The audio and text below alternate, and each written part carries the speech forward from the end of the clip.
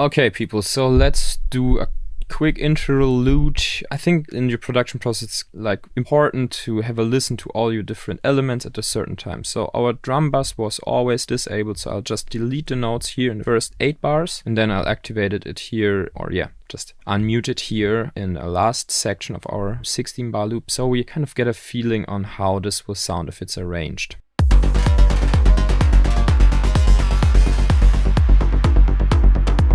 It's a little bit quiet here.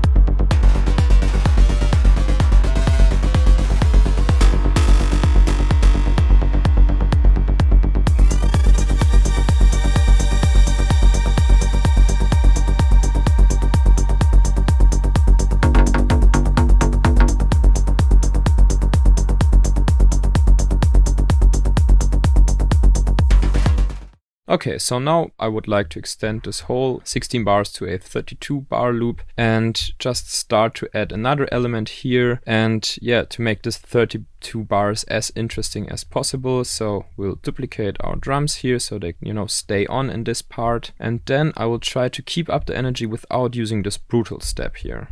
So, you know, our ear would expect this part here again, because it always thinks and hears in 16 bar loops, but we will give our ears something else. And what that is, it will be, yeah, will be a nice glide lead, this sound here, and this is what we're going to introduce in the next section. So that's it for our small interlude. We'll just duplicate our loop and now continue.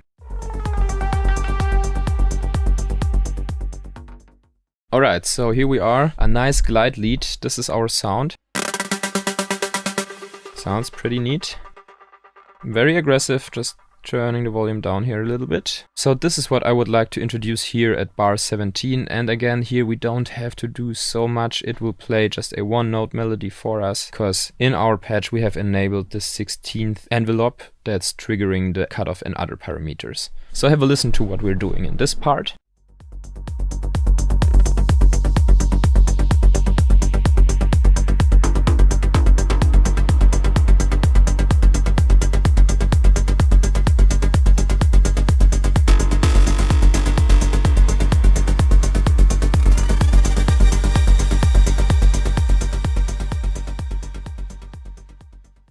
So now, as I said, here at this point, at point 17, after our 16 bar loop, we expect something new to happen. So let's create a MIDI clip and just dial in the G here. And you know, this kind of 16th rhythms, we can extend this here, they will just bring so much tension and of course tempo into our sound. So let's just have a listen how this will behave.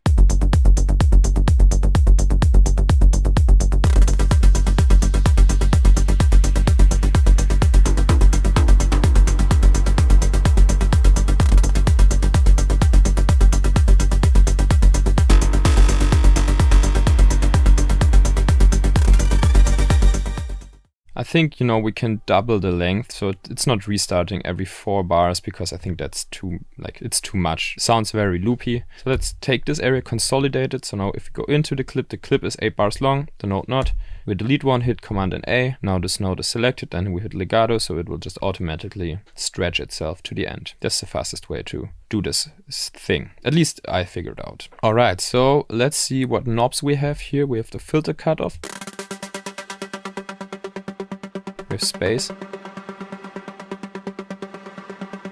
So we could, you know, start lower and get higher here towards the end, and then start getting lower again. So we have kind of tension building up. Okay, so let's right click, show automation, cut off, and we'll do what I said. Crank it up, close it down again, maybe not to the highest point here, but then to the highest point in the second half of our second 16 bars. We can also work with the space here.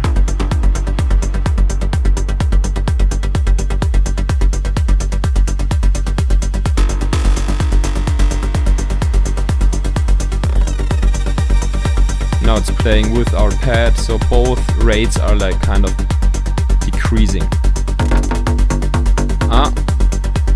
We don't want this here.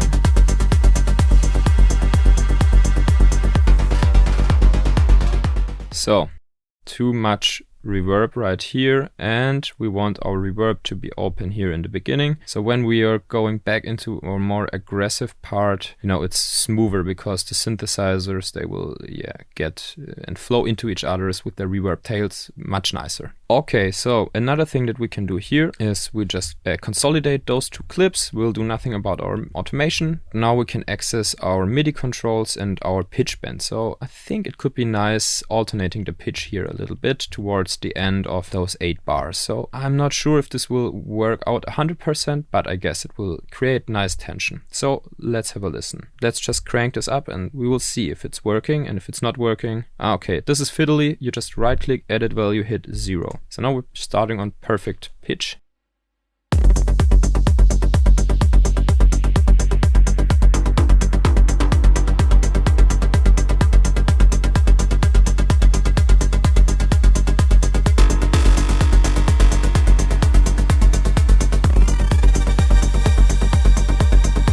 Maybe we need to go down here. Yes, and we will not, we will not close down our automations here so abruptly. So we will go into our cutoff automation. Yes, right here. And just kind of stay at this value, maybe go down a little bit and then go fully up. So let's have a listen.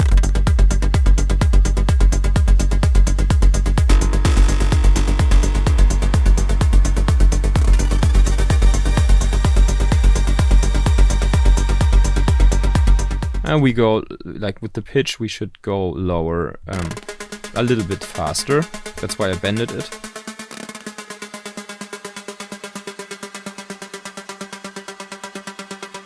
And then we can go up again. Maybe just at the very end.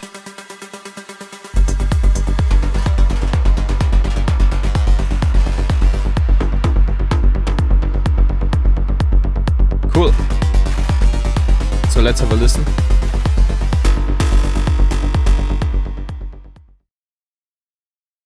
And we can insert a compressor here real quick for a sidechain, because this will add up with our kick and therefore it will create new transients and we don't want that. And it will also make it groove a lot more. Okay, so let's listen from the beginning.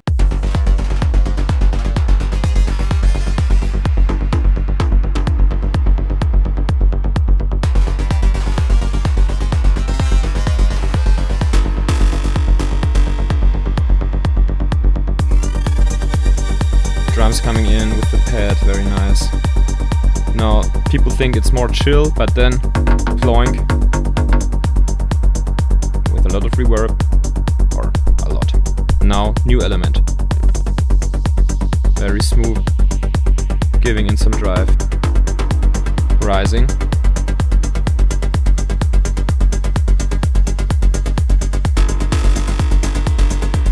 Now we could add a ride.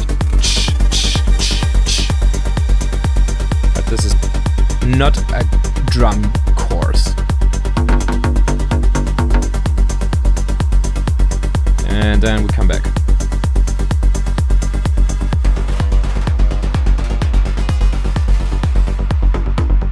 Okay, so this is working quite nicely. So that's it for our nice glide lead patch, how to, implement it into your production. Hey peeps, welcome back to the melody writing course. So in this part of the course, we will have a look at kind of real melody writing, not this kind of one-note things that we did earlier, even though they're very important, because this music oftentimes, it just consists out of this stuff. Okay, so for this first melody part, writing an ARP in the style of melodic techno, we will use our fluffy ARP patch. I'll just play it for you for a second.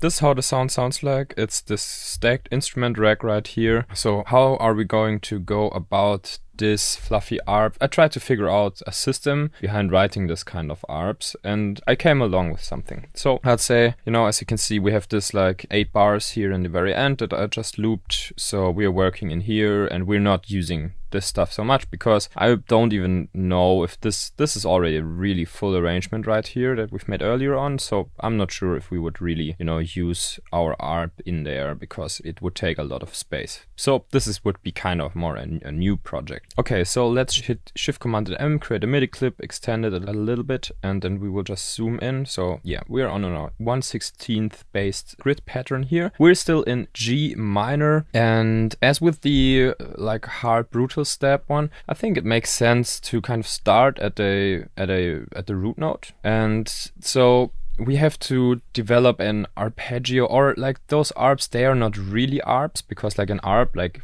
a classy arp would be something like this. So you just turn on an arpeggiator, you go up a couple of octaves, and then you just hit a chord.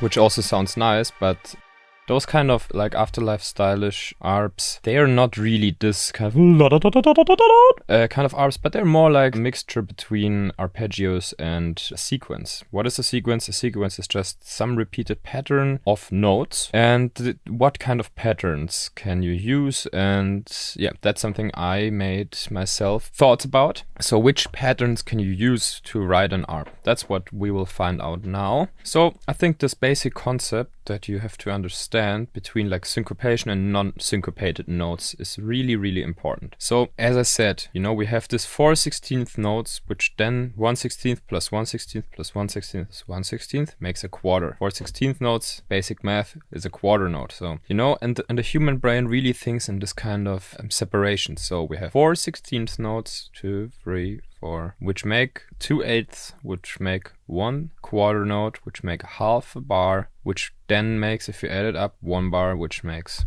2 bars, and in the end it makes 4 bars, right? If you select everything here. Cool. So what is this helping us with?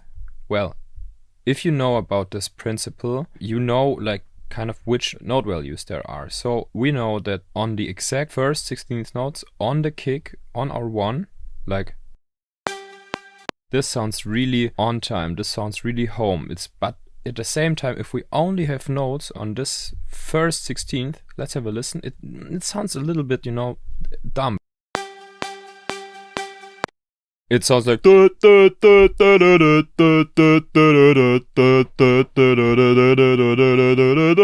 so, like this kind of EDM-ish stuff, if you would over-exaggerate it.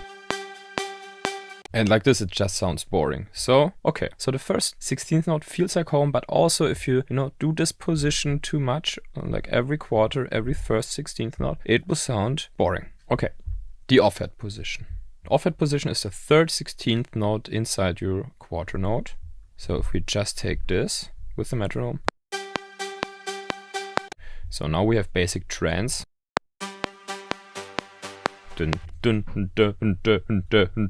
Which is also like in German, what is German folk music, like Schlager. There's a lot of this kind of rhythms. This is also very like stupid. So what can we do to unstupefy this pattern? We can start arranging some of those notes to a different position here. So we've explored our first position and our third position, 16th position inside our quarter note. And now we will have a look at the second and the fourth. So those are very groovy. So if I only put this note on the second 16th note of our quarter note and then repeat it here, let's have a listen.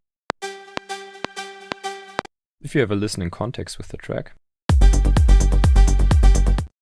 it's not grooving at all. Let's just check out the 3 examples that I've made with the beat. So boring.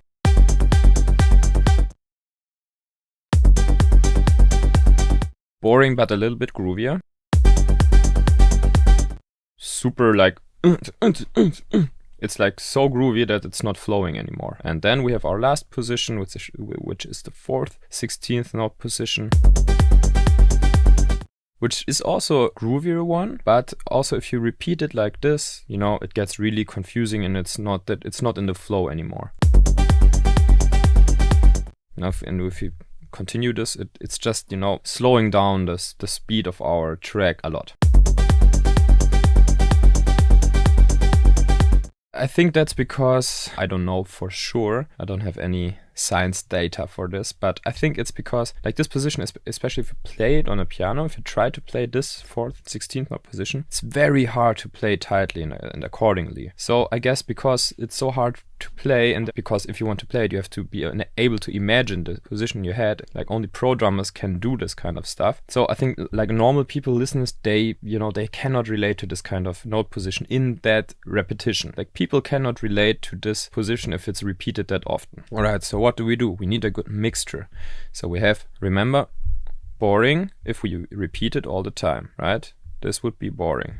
But now if we take a note and just drag it one to the left to a groovier position, let's see what happens.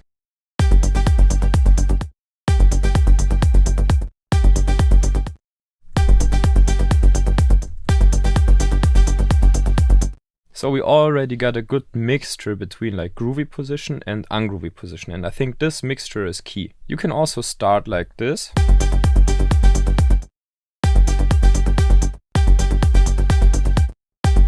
So you start with like one is very solid, the other one is also solid. So we have our 1st 16th note or 3rd 16th note. And then we're going into a very groovy one because this is unexpected. And why do I tell you all this stuff with a 1/4 note makes up a half a bar, makes up a bar? Because people will think in this, they will hear in these terms. So the listener will hear dun dun, and then the brain subconsciously, that's my opinion, I don't know it, but for me it's like that, will think, okay, it's going to continue like this. So the brain will think dun dun dun dun dun, it will think bum bum, I understood it, bum bum, and it should continue in the exact same way. So what we can do here is make a little surprise. We're not giving the brain the same repetition here, you know, dun dun dun dun dun dun dun dun, but we're making a surprise. And so now what the brain is thinking, okay, I got surprised here, but now I know what's going on, because, you know, the brain is either thinking in a quarter or half a bar or 1 bar, you know. So what are you hearing now? What should happen now? Dun dun dun dun dun dun. You're hearing the exact same pattern even though it's not even there. Dun dun dun. You know, and that's important. Listen for this. So this is how you develop an ear for when something is placed at the right point or not. So what we expect is this. No, and this continues just forever. Dun, dun, dun, dun, dun, dun, dun, dun, dun. And we could give the listener this because I think there is enough like variation in this at the moment. Like for like in the rhythm part, this is totally enough. But what we can do now is we can develop like an arpeggiated like melody out of this. So you go from your G, you know, and now you take your notes and just spread them. I mean, we can even leave the first one at the same pitch.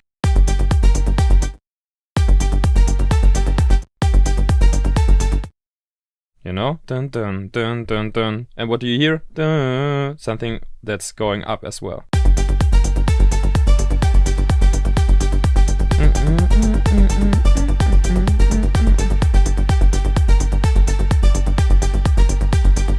So we could try, you know, to make this even more interesting, to not do the same exact motion in the second part here as we did here in the first part. So we can try to, you know, not move the rhythm too much, but play with the pitch.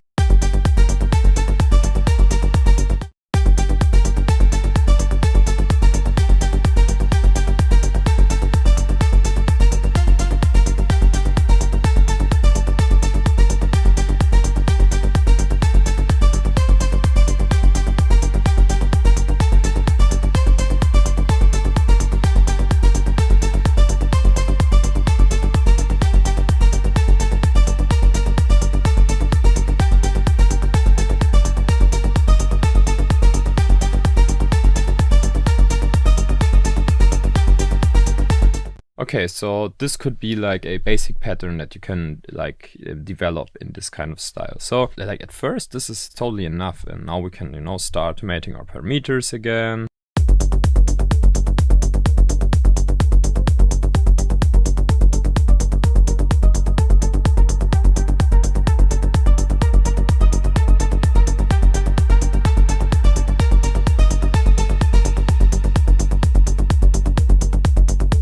know? So this could be like our first pattern. So let's just do a couple of more and see if we can really apply this theory that I made up. I hope it will work. Because music sometimes, you know, there are always exceptions for rules, but yeah. Okay, so let's develop another pattern. So I think you just take any note here. So we say, okay, we're groovy and we're groovy. So if we're groovy in the first half, in the first quarter, we shouldn't be that groovy in the second one, right? And then, because our brain is expecting this to happen again, we either let it happen again or we try to change something here. So let's have a listen first.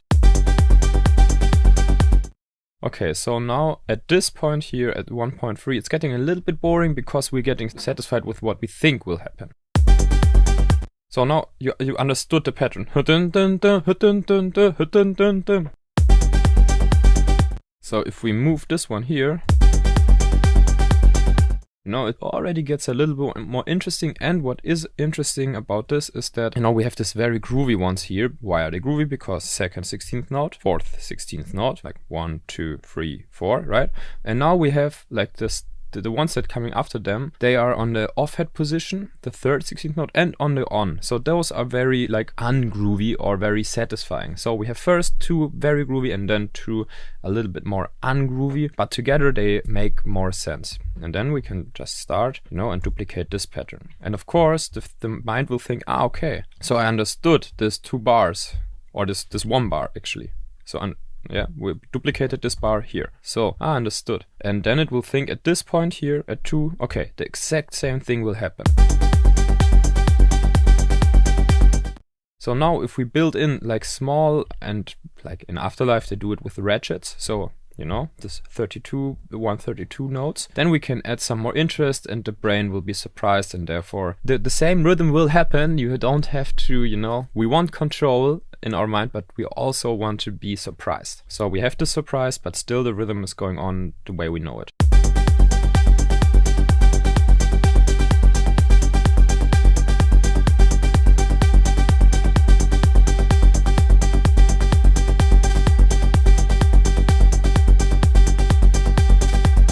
This is like more like and me kind of music style of ARP at the moment. So let's start in adding like this arpeggiated motion to it by alternating the pitches. Okay, so we could go very basic and just go, we could say this is a group of notes, first 2, and then it's always group of 2. Then we go up, it's always group of 2.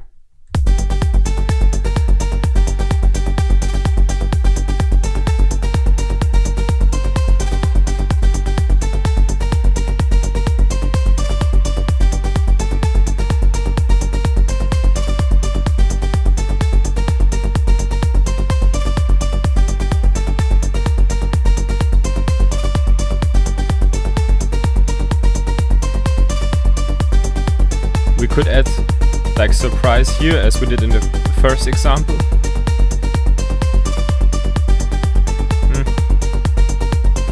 Okay, what else can we do?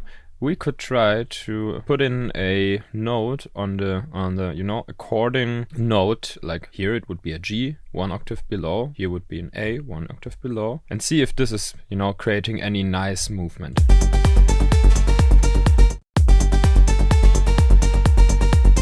Always 1 note after the second one.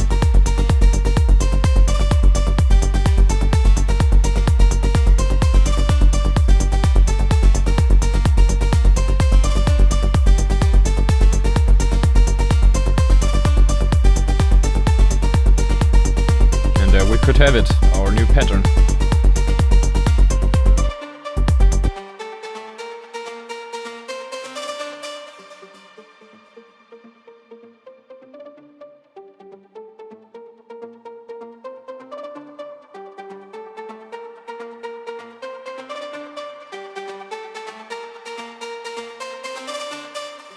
It's nice because now we have like this is like kind of our theme. It's like high, high, low, high, high, low, high, high, low.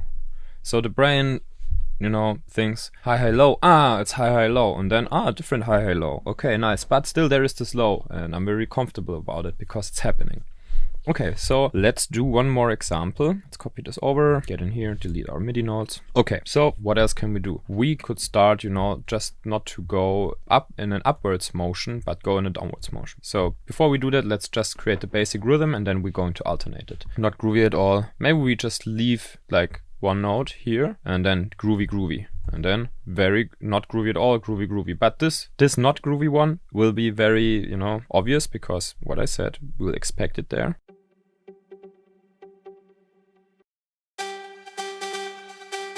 So we could take this to it, for example, the off hat position, 3rd 16th note. So.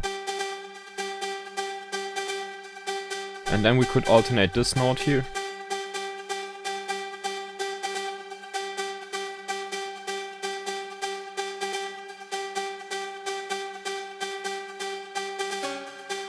So now we can say, okay, every half a bar there is this note that's playing downwards. So here and then here.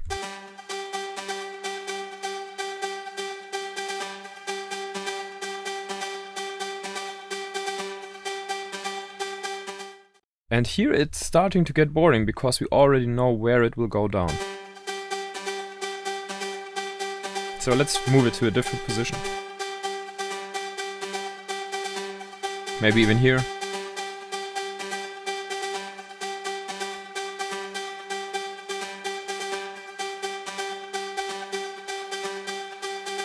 So we could start adding another note, 5th.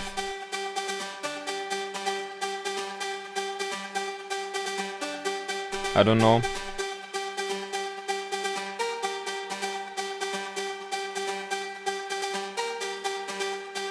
Already this could make a nice difference. So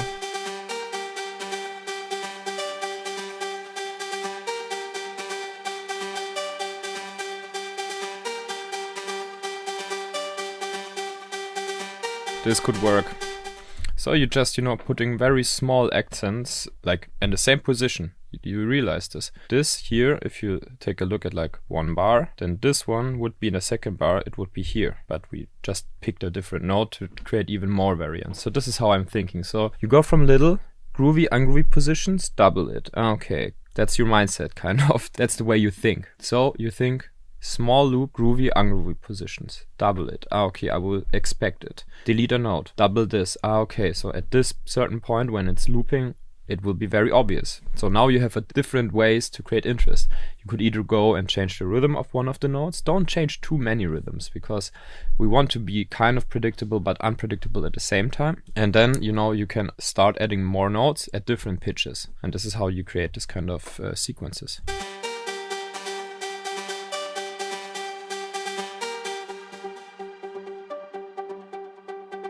And you know, we could even think this further on. So duplicate the loop and do something like in the very end here.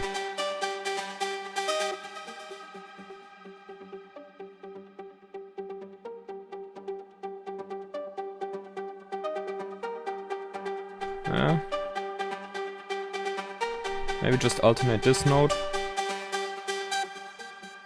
Yeah, it sounds shitty in the end because the filter is closing.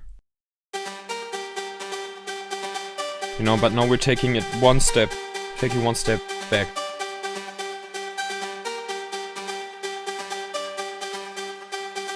We're not getting it there, but now.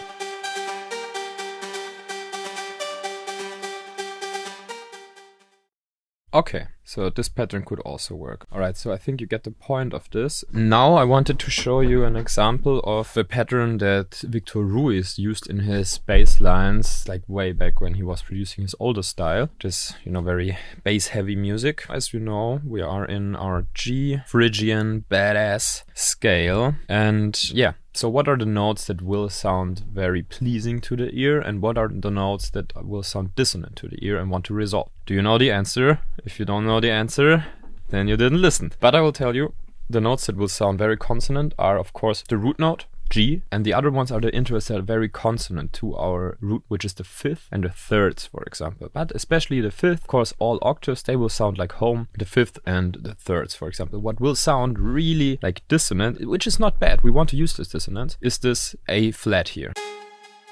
Where does it want to go? Da, da. Here. Da. You can feel it. It just wants to resolve. Okay, so we will use our root note and our fifth, but our fifth down from our root note. And then we will use, so we will use the fifth. And then we will use this A flat and our root note. So have a listen. So we have kind of, you know, interesting intervals in here. We have this from D to A flat. It's a tritone. So this tritone is, you know, actually it's very dissonant, but then we're resolving it for a very short moment. So this bar is kind of a resolve bar and this bar is kind of a dissonant bar, but not super different dissonant, but within the scale dissonant, because we have still our D, and our D is the fifth of our G. And therefore this note, it is actually a consonant interval from the viewpoint of our G, but in the interplay with the A flat, it's not consonant. Dun dun dun dun dun dun dun dun dun dun dun dun. That's what I mean, like this kind of, you know, this bass line from his track. Wait.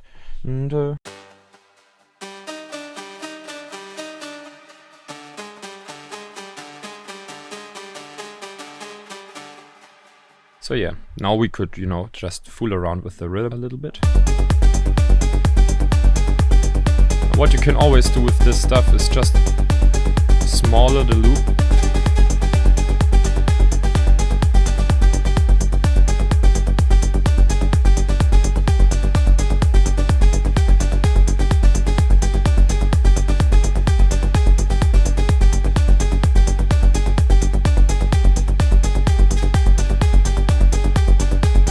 Like this. So this is like, so you can just play around with this loop size. So if you're, you know, like this would be a loop of a half a bar. So this would be the loop of a dotted quarter note, because we have a quarter note here, 4 16th notes and 2 16th notes, which is an eighth note, and an eighth plus a quarter is a dotted quarter note in theory. But what I would recommend, do your pattern and then you just drag your loop end 2 16ths to the left, and now you can, you know, play just with the position of the notes again.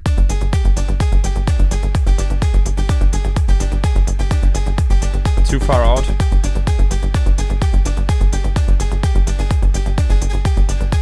So in this kind of like repetition pattern makes sense. We only have like, here is one note space between first and the second note, and there is one note space between the second and the third note. And there is one note space between our third and our first one again. So this is, you know, it's kind of, it's endlessly looping, but in a very weird way.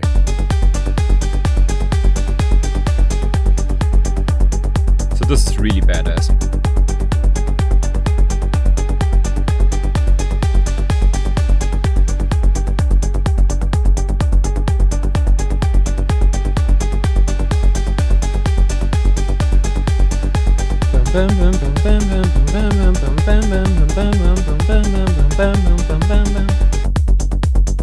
And of course you could also transfer this to like a bass region, for example.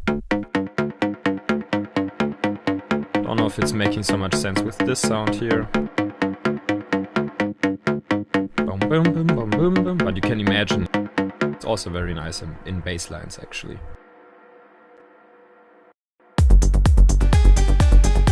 Okay, so we have a lot of different art variations.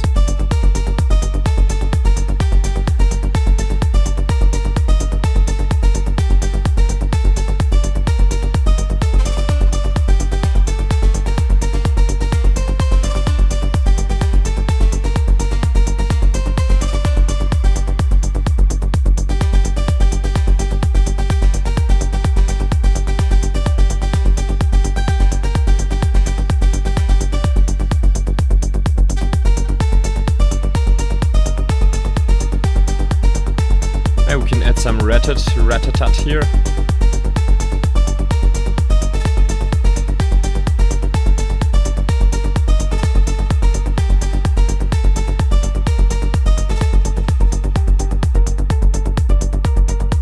With the filter modulation.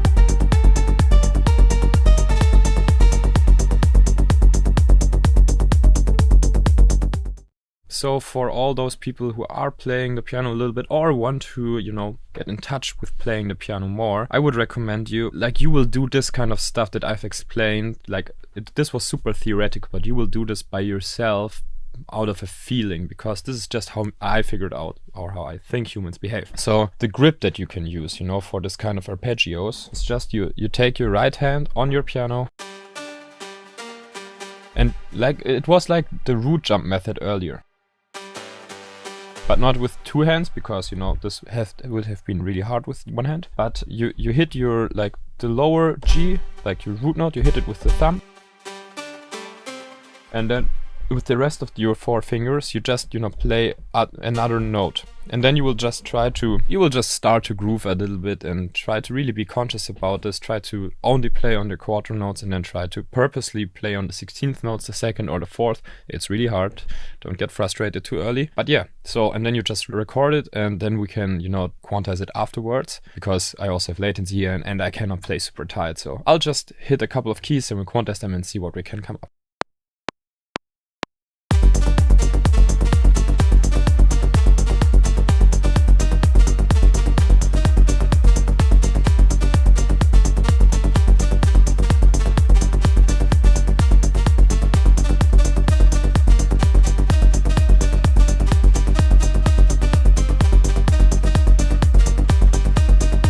Like the 6th here, it's the 6th note, the small 6th, diminished 6th. Dun, dun, dun. Where does it want to go? Dun, dun. Dun, dun, dun, dun, dun, dun, dun. So this is the nice thing about this Phrygian scale, or like the 6th is also in a normal minor scale. But about this Phrygian scale is we have these 2 nice half-tone steps, and you have to embrace them to make nice art melodies and like to create this dramatic feel that this music has. So 6th, 6th.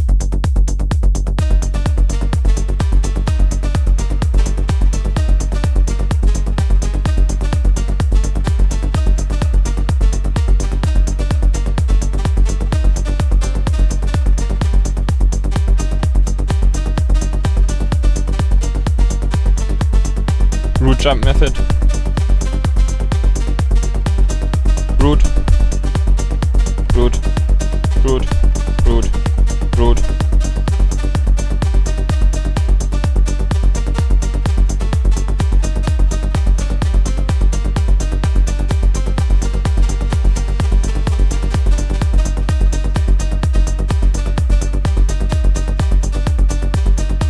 Six.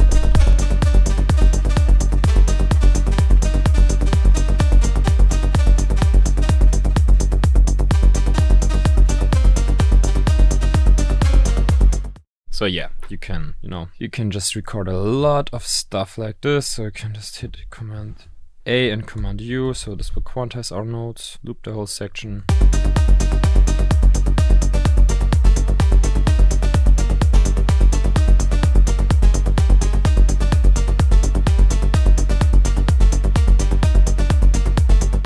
So if we analyze this, we have our first 8th note, and so it's on, then it's groovy, then it's ungroovy, super groovy, mid groovy, super groovy, not groovy, not groovy, not groovy, super groovy, not groovy, super groovy, not groovy, not groovy. So we have a good mixture. And this is just by natural feel, you will have a mixture of these positions. There's no right or wrong here, just be sure that you have a nice mixture.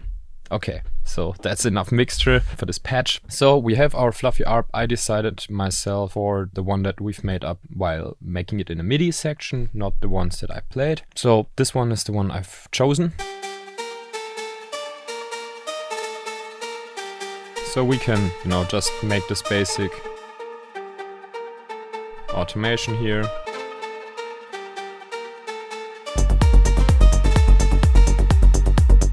Now we could even pretend we have a break here, right click, let's call this break. So I'll just delete all of those things.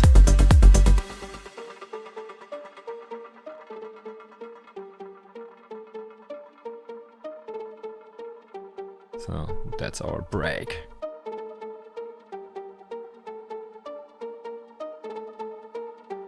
And what they are doing a lot is they're just doubling stuff. So if we just take this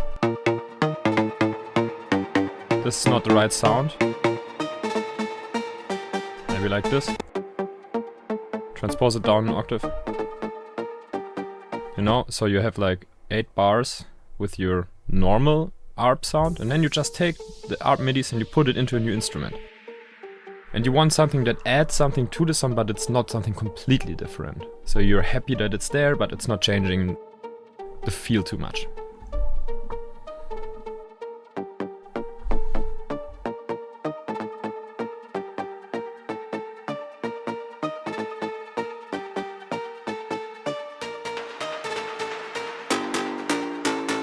That would be too crazy. This can work. A lot of reverb.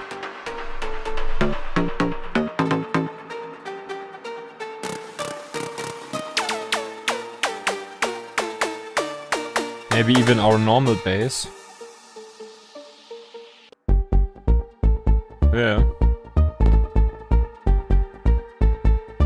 So you could like, you know, just double this stuff there. Bam, bam, bam, bam, bam, bam, bam. Consciousness of eternal and external blah blah blah. Yeah.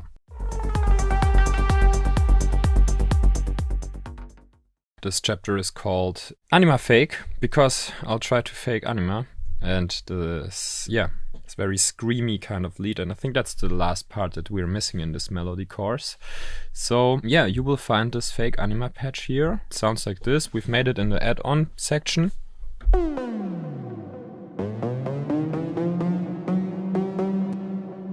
I think I've added some glide here. You can turn this off.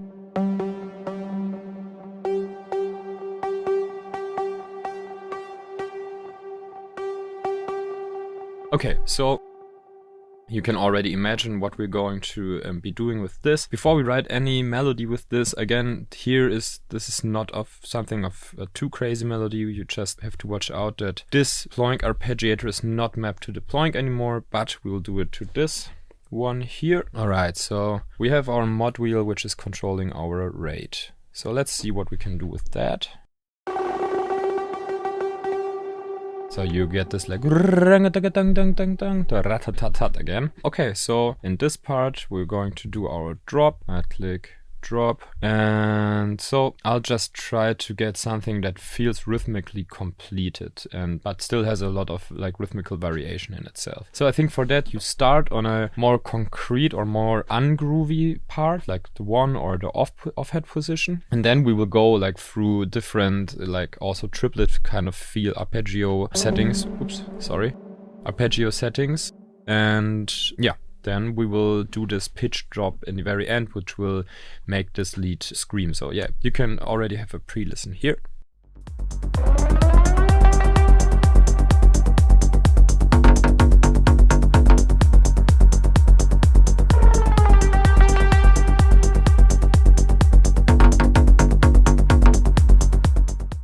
Okay, so let's go, and we have to enable our automation record here, and then we'll record this. And as I said, just play around with the rate knob while you're just playing this one note. It's really not that more.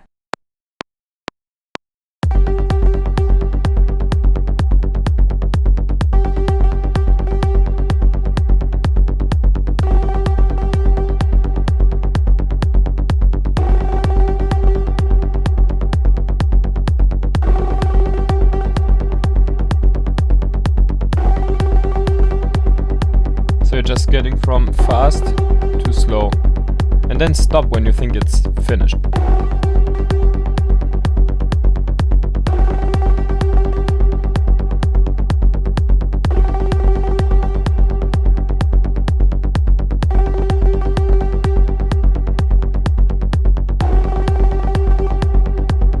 Where you can try it one octave higher.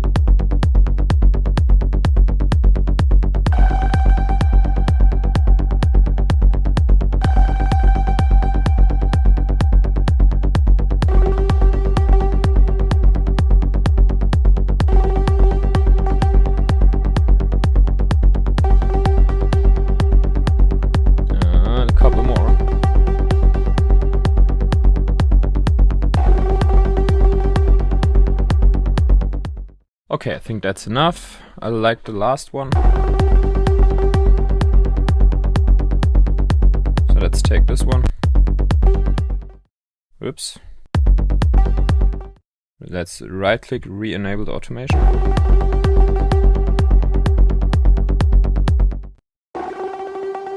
Okay, so now right click, coarse pitch automation, 0.05. So now you have to be really subtle. Just move this to, this is already too much, like 0.5.3.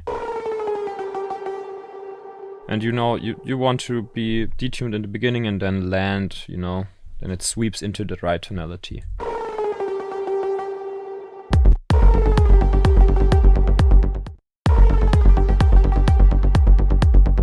I don't know if we need that much distortion.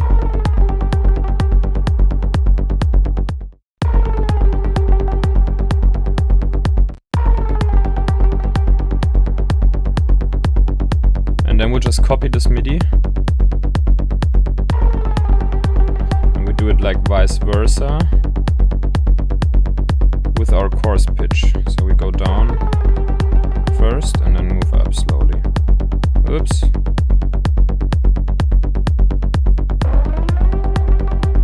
Maybe just do a slight variation in time here, like how fast it sweeps back.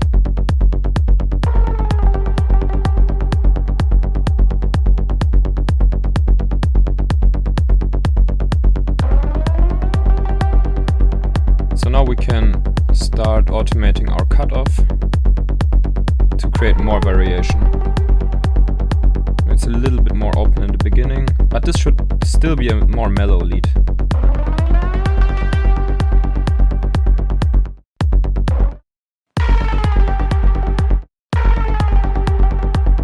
No, maybe I think we should start close because it's too surprising if it's too open. And the tension is like moving into this direction.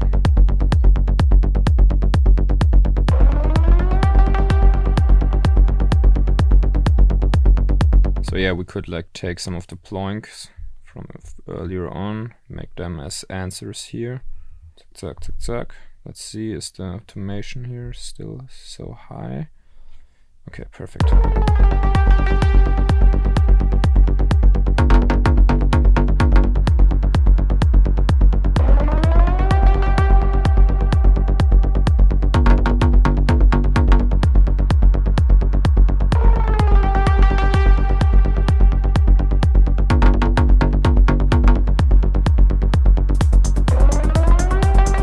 Add some drums.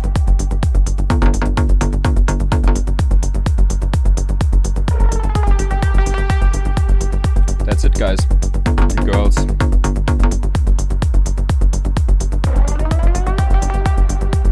So let's start to duplicate this loop here. You can do this by just selecting the whole time and then pressing here on your loop and then hitting Shift Command and D, so it just duplicates the loop and it will, you know, push the other part to the right. Okay, so there are a couple extras that I wanted to show you that I found out along the way. Those are not super crazy things, but still they're interesting. So let's just create a fresh instance of Serum. Very fresh. Cool. So we'll just create a MIDI clip that's 8 bars long and just dial in our root note. Hit legato so it's playing for all of the time. So I just wanted to show you how to do this nice risers that they're doing. They're kind of EDM-ish, but they are doing them in a very nice way. So yeah, I'll just show you the trick that they're using. Okay, we can directly add an EQ because we won't need any lows for this sound. So that's how it sounds at the moment, pretty mono. So this is more of a spheric sound, so we add unison here. Whatever amount of voices, it's all fine. And of course, a lot of reverb. Zack, zack, zack.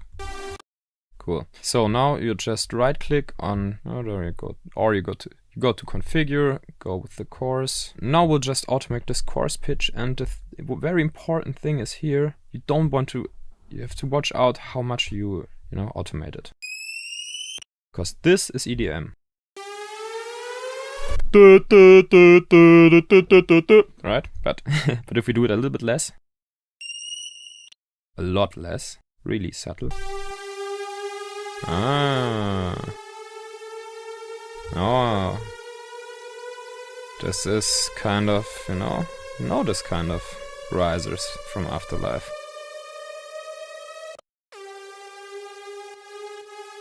Sidechain. Maybe we'll open up the cutoff.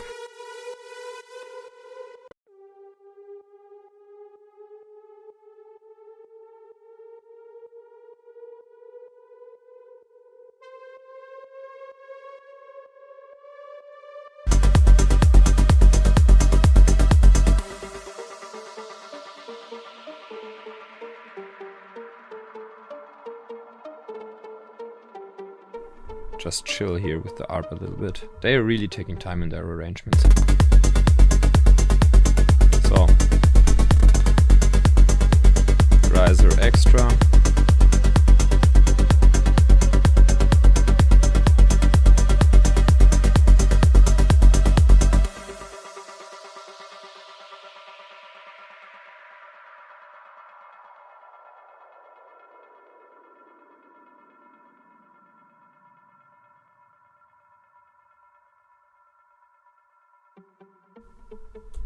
We'll just get rid of the base layer there.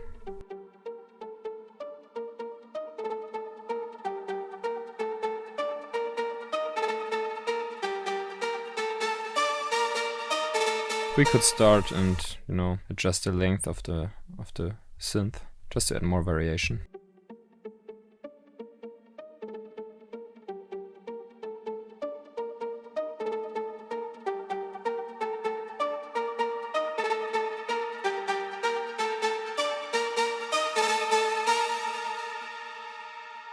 Now, consciousness, do whatever you want here.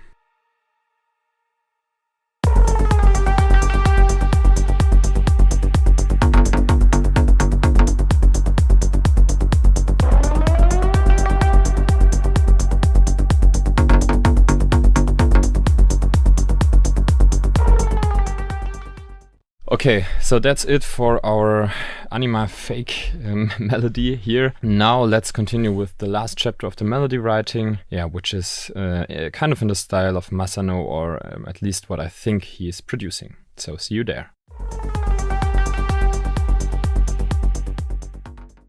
Alright people, so welcome back here in the last chapter of our melody writing process. As you can see, I've moved to a partner project where there's no MIDI whatsoever, because now we are doing this kind of Masano style Afterlife-ish sound, which works in triplets. And triplets won't work with our very straight grooves right here on our left side. So if you have no plan what a triplet grid is, I would recommend you check it out somewhere on YouTube, but also you will learn basics of it, you will learn them here. So we can copy the sweep and our kick. That's all fine. That can stay just the way it is. So what I realized while listening to the style of Masano was that he was playing a lot with triplets. And this is a pretty unique sound, so I didn't want to leave this out. So yeah, let's just have a listen to our kick and our sweep, and then we'll just dial in some triplets and see what we can do with it.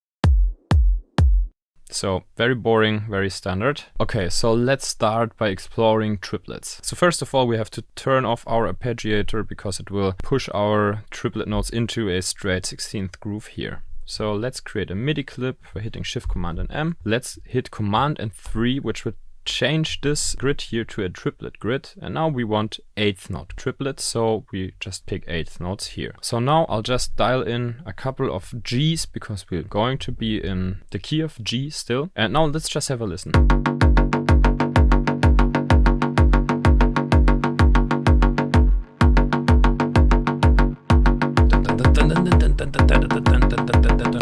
And you can already hear this kind of Masano style playing. And then now we can add like ratchets. So we go to 1/16th triplet.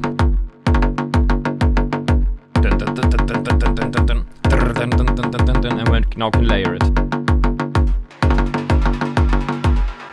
Okay, we need to deactivate the echo.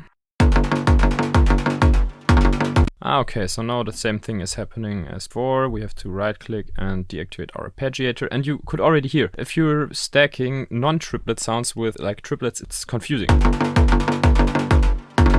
You know, this one is playing 16th notes and you just, you know, feel super hectic and ungroovy. So very important, you're deciding yourself to go with triplets or you're not.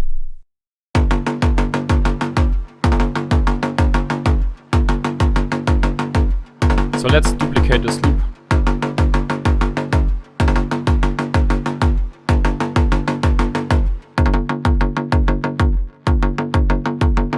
So now, as before, when we're writing the arps, you know, after this 2 bars, you really expect the same thing to happen. So maybe we can delete the first note so it starts a little bit later.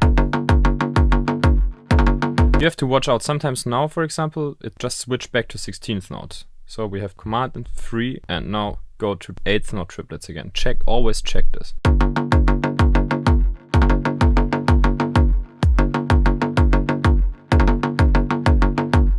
So I'm just adding variation notes there, nothing too crazy.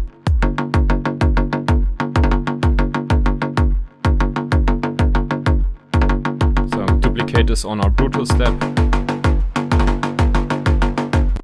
And now, and that's the most interesting part in my opinion, I'll just duplicate this because we're doing another small break here. So we just take the exact same pattern and put it, for example, on our pitched plug. So what he would do is, of course, we have to automate the cutoff.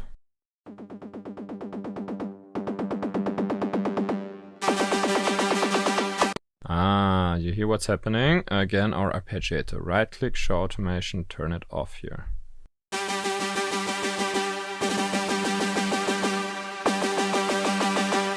Of course, we need to adjust the automation here as well. So he's just picking this exact same pattern, or I mean, I am picking it now.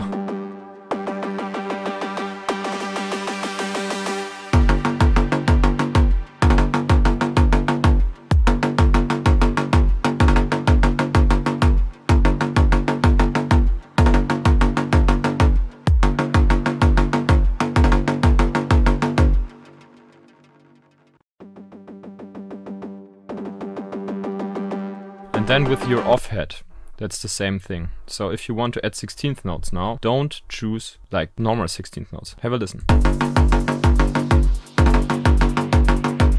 It's just playing something completely different. So delete them. Now change the grid to triplets again. 1/8 note, right click, triplet grid, and now you can just, you know, double it with triplet 8th notes. Now they're grooving. And for the off-hat position, we'll just take, you know, we can even take this clip up here and just take the triplet off-hat position. It is a different off-hat position as if you use normal 8th note, right? So let's go to the grid, turn off the triplet grid. So a normal 8th note would be here, but the triplet 8th note is just starting a little bit earlier.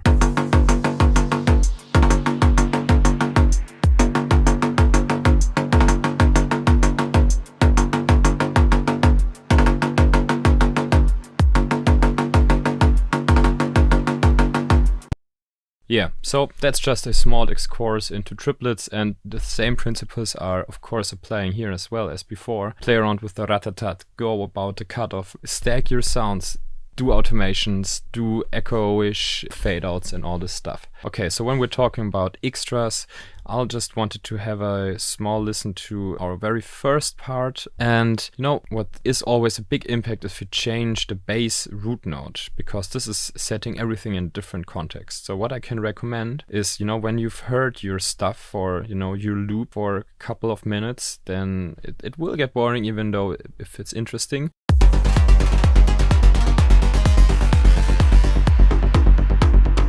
So everything is fine here.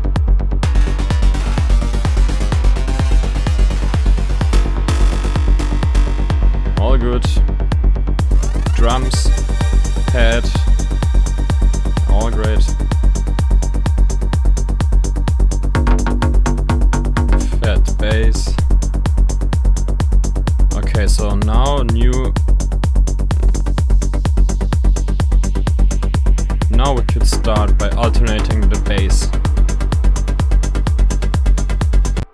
And where do you alternate it to? I would recommend you to do something that's very related to the root and very consonant with the root. So you just pick an interval, like the 5th or the 3rd or the 4th, and you go up with your bass in this interval. I will go up a 3rd, and I'll take the half of the 4 bars, and then I'm always thinking from the root. So now I go up a 5th from the root. This is the D. So those two notes, they will fit. Also transpose the lower bass layer.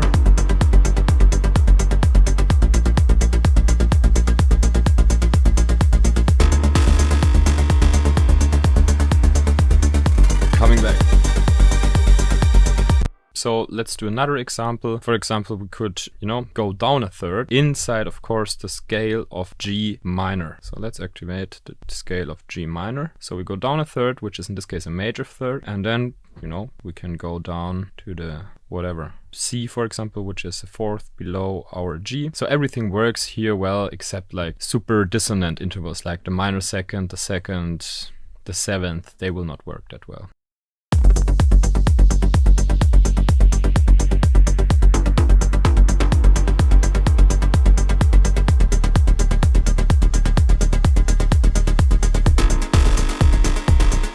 Ooh, very low. What is happening here? Sorry, I did something wrong. Oops.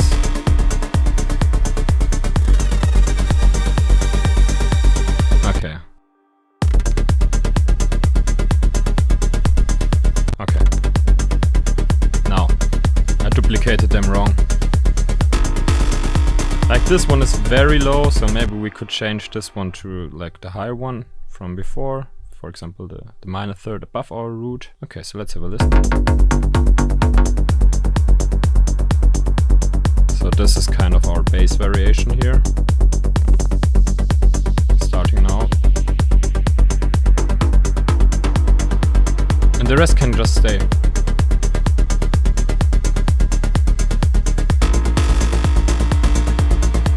And back.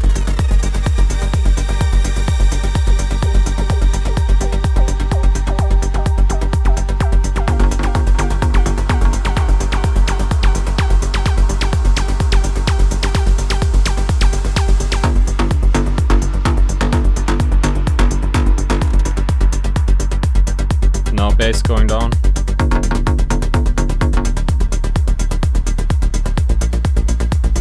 Don't know if it's working there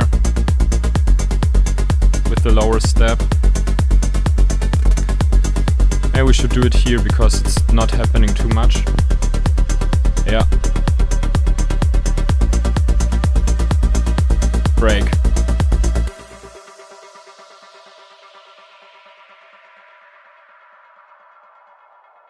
Consciousness of external and external and internal.